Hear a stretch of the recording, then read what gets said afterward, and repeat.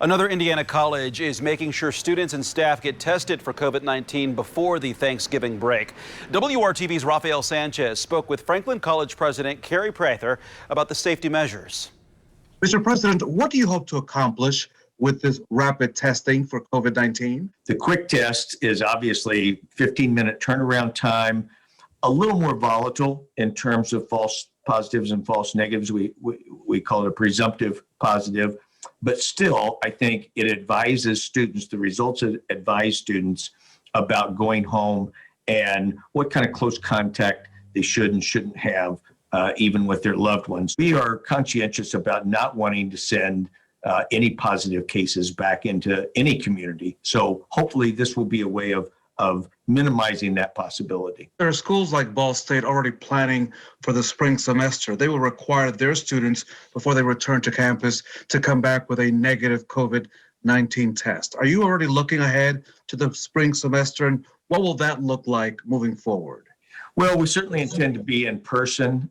Surveillance testing, which was initially not recommended, has kind of become the order of the day. Tests have become more plentiful.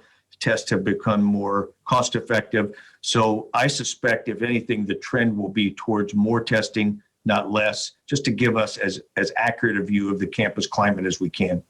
So for you, as you lead this big, huge family, what have you learned about this whole unprecedented year? The use of data is critical in gaining people's confidence about the actual state of affairs and how to operate within that.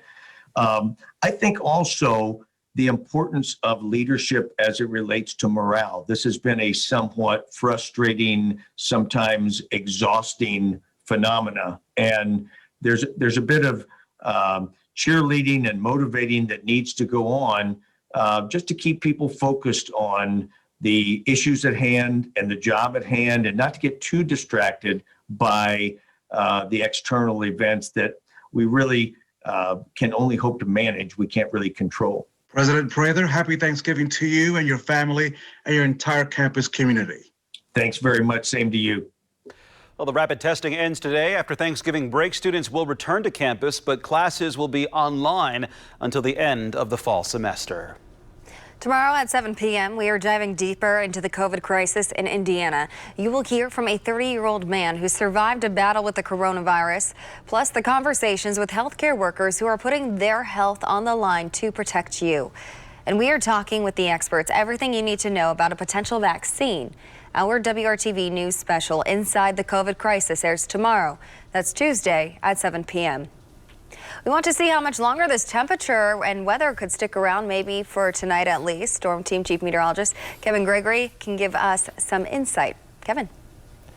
And Amanda, at least the temperature stays above freezing tonight. I'll show you why that's critical in a second. Dry and 42. The humidity will continue to climb as we set the stage for some rain overnight, mixing at times, maybe with some sleet and snow, but with the temperatures working in our favor, would just create some wet streets, not slick. 4 o'clock in the morning, there's the rain shower activity. Notice the pink slide in. That represents a little wintry mix from Crawfordsville to the north side of Indy to Greensburg. That at 7 a.m. By 10, that lifts more from Lafayette to Muncie and Richmond north and then starts to pull away. There's your probability of the rain showing up overnight into the morning hours. Primarily a morning event, then we dry out in the afternoon, only to wait on the next weather system. We'll talk about what happens Wednesday and look at your travel forecast as well coming up. Well, today the community said goodbye to a fallen firefighter, Indianapolis Fire Department engineer Matthew Bennett. The services were held at Crown Hill Cemetery for the 49-year-old who was assigned to IFD Engine 1. On November 13th, Bennett drove Engine 1 to a possible structure collapse. Shortly after arriving on the scene, Bennett started complaining about chest pain. He died the following day at the hospital before joining IFD. Bennett worked with the Wayne Township and Franklin Township fire departments.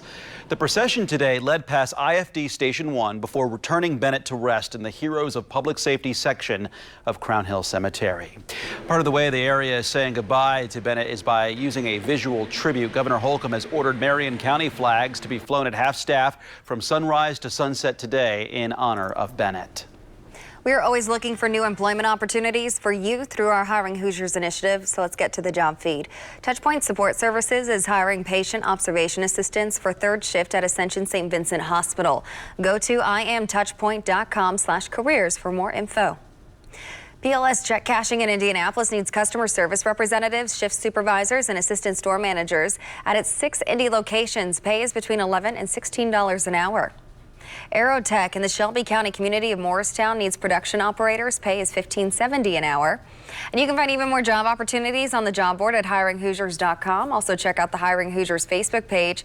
There are dozens of options there as well. The pandemic has had a lot of ripple effects, and this one's particularly low. Still ahead, why this kind of fraud is particular and on the rise, and how it could be hitting healthcare workers hard in Indiana. They might be the new guys on the Colts roster this season, but several of the team's rookies are making big play after big play. See how Sunday's win over the Packers came down to some of those first-year players stepping up. Coming up when the news at 6 continues on WRTV.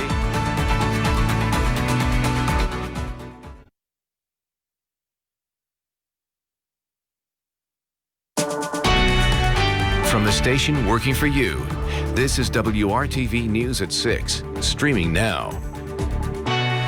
Scammers are now stealing Hoosiers' identities in much higher numbers to claim unemployment benefits. And you may not even be aware that it's happening. The Indiana Attorney General has that warning tonight. According to the Attorney General's office, over the course of 2020, they've seen an exponential increase in the number of this kind of fraud.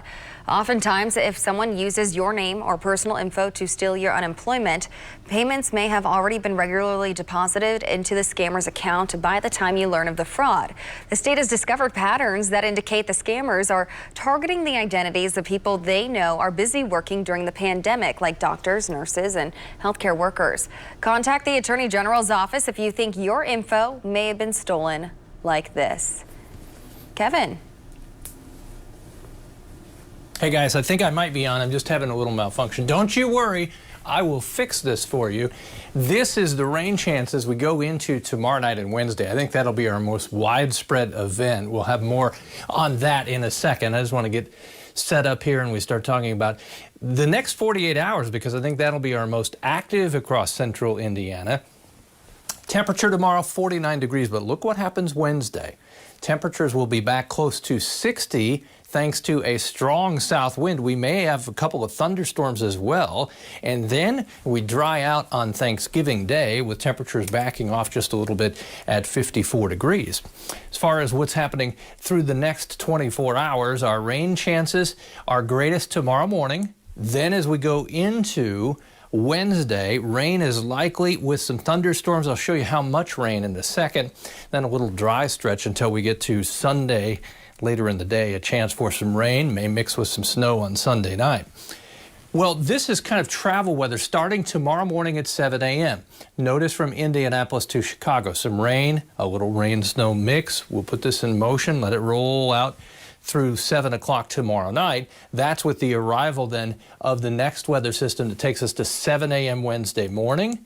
Then as we go through the afternoon and evening, still some showers, even some thunderstorms, and that moves off to the east. If you're traveling by car anywhere in the Midwest, you get into Wisconsin, lower Michigan, some snow, but not expecting any major problems. We are expecting a widespread soaking rain again. Could see 1 inch to 1.5 inches potentially with the next weather system. Each one has a little bigger impact now because the ground is already saturated. Temperatures tomorrow will be above freezing in the morning, which helps just keep conditions wet from any wintry mix that we have. We dry out in the afternoon, and then tomorrow night, overnight into the morning hours on Wednesday. You can see what happens Wednesday morning, quite wet as we start and windy. Winds out of the south gusting to 30 miles per hour. That will keep our temperatures in the upper 50s. Any severe weather threat now seems to be over portions of Illinois, maybe extreme southwest.